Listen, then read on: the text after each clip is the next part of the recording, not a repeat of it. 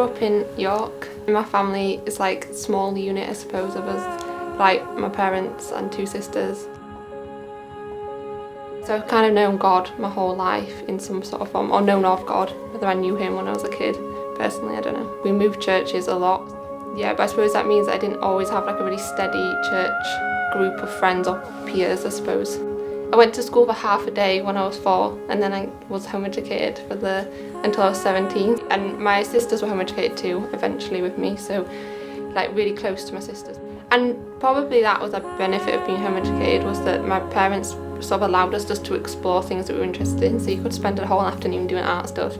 As a kid, I had the nickname Sellotape Fiend because I was always making something, stealing sellotape and using it all, I think. I think anything that was creative and made a mess, that was the kind of thing I was attracted to. Times when I can remember or begin to remember like God being something like a relationship with God, or like seeing him acting in my life, is probably sort of like my mid-teens. The like mission work, I suppose we'd call it, in Budapest came out of the like York chapter. My friend like was the one that got asked about it, but basically she asked us if we wanted to go to a church in Budapest and run an English camp for the kids in their church, in their community. That's when those feelings of like feeling like I'm not really a part of things, people don't really want me to be a part of things, they're just doing it because like I was there so they had to invite me, kind of thing. And I'd always come away from like being with people and overanalyze it, so like, oh, that thing you said, oh, everyone's gonna be like, oh, she's so stupid, and it would kind of like keep me awake, or like make me not be able to like turn my brain off. But there was something in me that was just like, no, say yes this time, don't say no just cause that. And so I was like, yeah, okay, let's do that. It changed something in me. And I was like, no, these are people that God's put in my life, and they're like, I have value to add to these friendships. And I realised I'd met all these new people and spent all this time with like loads of different people. And at the end of that week I realised no point had any voice appeared in my head that was like, oh, these people are going to be nice to you because you're here and like you have to be. I think it opened my eyes to being that I was a capable leader of things. I didn't just have to be the shadow in the corner.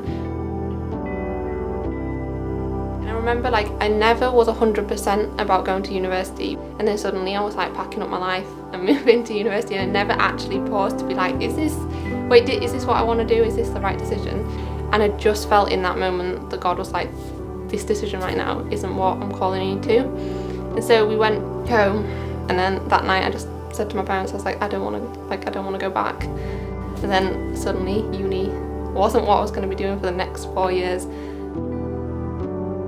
And that was the first time I like took a massive step of faith. And I suppose until you get to being an adult, you don't often have the opportunity to take big steps of faith. And suddenly I was like, oh, this is a different kind of faith. This is different. There's like a fire in this. There's something exciting about not just being a Christian, but choosing to like live this life that looks like pursuing God in your decisions, and like choosing to live for him. I really enjoy working with kids, so why don't I just like pursue doing something like that? At least there's like a break, there's something to do. And I found an internship in a church in Stamford in Lincolnshire. I had all these ideas in my head about how it's going to be great, and then I moved to Stamford, and there was definitely positives about that, but the vision that I had wasn't God's vision, and God never told me that was his vision. That was just the vision I conjured up. And so when that kind of didn't work out, then ended up getting a job as a data analyst because someone at church offered me it. But then I felt really let down by God because I'd moved to Stamford and I'd like made this massive decision, and I'd like stepped out on my own to do something where I was like, God's calling me to this, and that wasn't the picture. The picture wasn't that I was going to move to Stamford and be a children and youth intern, be really frustrated, kind of lose my faith a little bit, and end up as a data analyst. There was no one around me to be reminding me of like God's promises or the good stuff. What happened to that faith that I had, where I was like on fire for God, searching, like willing to like seek him in everything? I feel like everything was just really grayscale and I couldn't find God. I never really consulted God much in that process because I just felt quite distant from him. God, I chose to follow you once before and it kind of didn't work out, so what's the point? But some of the good friends I do, I remember saying to one of them, like, I'm just going to give up on the whole Christian thing. And she was just like, no, you're not. Just like, get over that. And sort of that like exciting mountaintop experience where you got like fire in your belly and you're super excited for what God's doing. I think I was always trying to get back to that point where I'm just like really excited for what God's doing.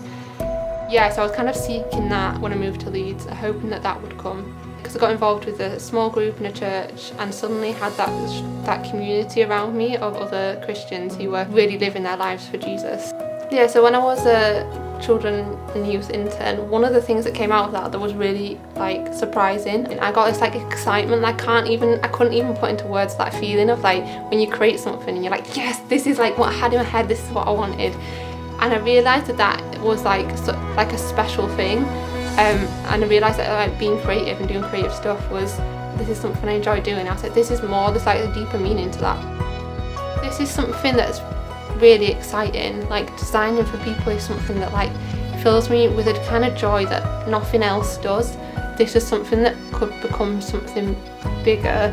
And I suppose that's when like Rosy's studio came into what it is now. I kind of want artwork that like speaks about my faith or the gospel message, but in a way that's like the artwork that I like. I suppose it's like expressing your full self, isn't it? It's like I want it to express my faith, but also every other part of me. I'm in like a season of feeling really excited about life in general. I'm back in that place where I'm like, I'm gonna trust God with this. He'll always be waiting for me to like turn back to him, and he won't be like, nah. He'll be waiting excitedly for me to come back to him, and like the plans and the purposes he has for me can still come into being, because he's so much bigger than the mistakes or the things where I'm not sure of.